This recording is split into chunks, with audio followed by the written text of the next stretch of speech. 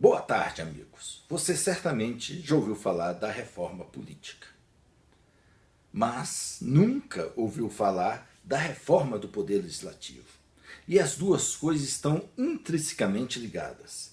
Por exemplo, como falar da reforma política sem falar de uma reforma do Poder Legislativo Municipal?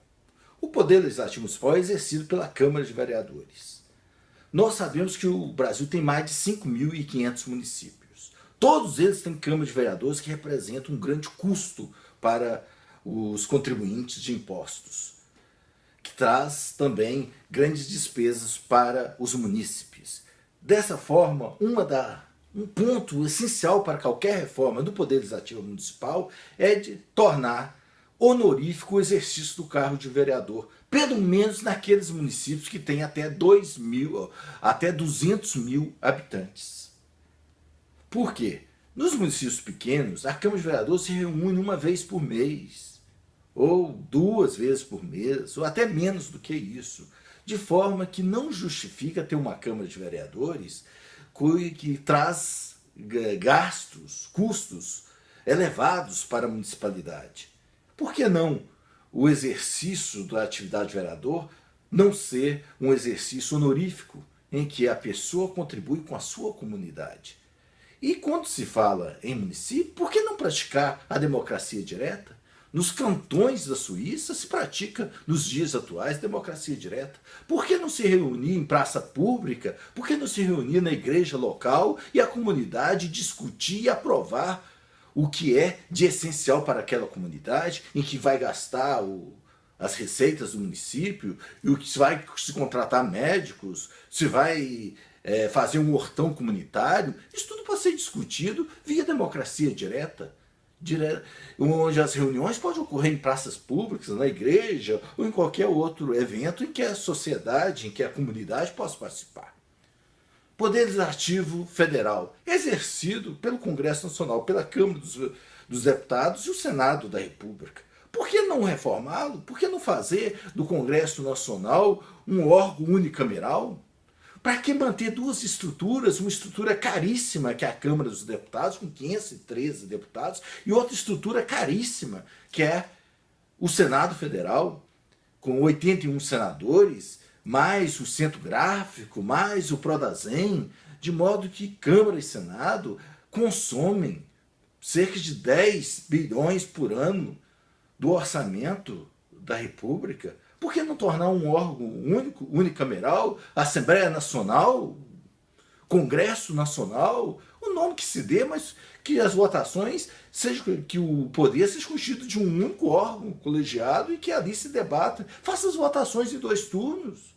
Uma solução para reduzir custos, a reforma do Poder Legislativo. E mais, você sabe que todo o poder emana do povo e o seu nome é exercido. Então, nós vivemos hoje uma crise de representatividade. Precisamos mudar isso.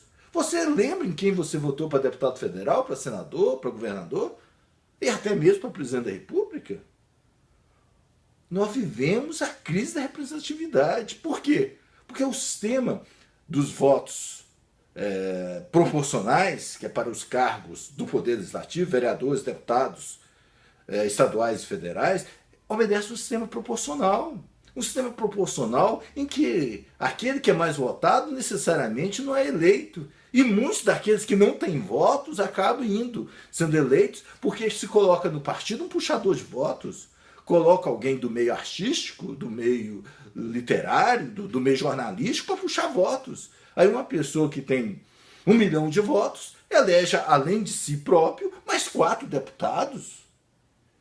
Olha se há representatividade nisso. Não há. É uma crise da representatividade. Por que, então, não outorgar ao eleitor, já que o todo o poder emana do povo, o poder de revogar o mandato? Por que 10% da população de um município não pode revogar o mandato do vereador? Por que 10% da população de um estado não pode revogar o mandato que ele outorgou a um deputado estadual, um deputado federal? Nós sabemos que para os chefes do Poder Executivo há um procedimento de impeachment ou de impedimento, que é um processo custoso, danoso e demorado e que o país sofre muito durante todo esse período.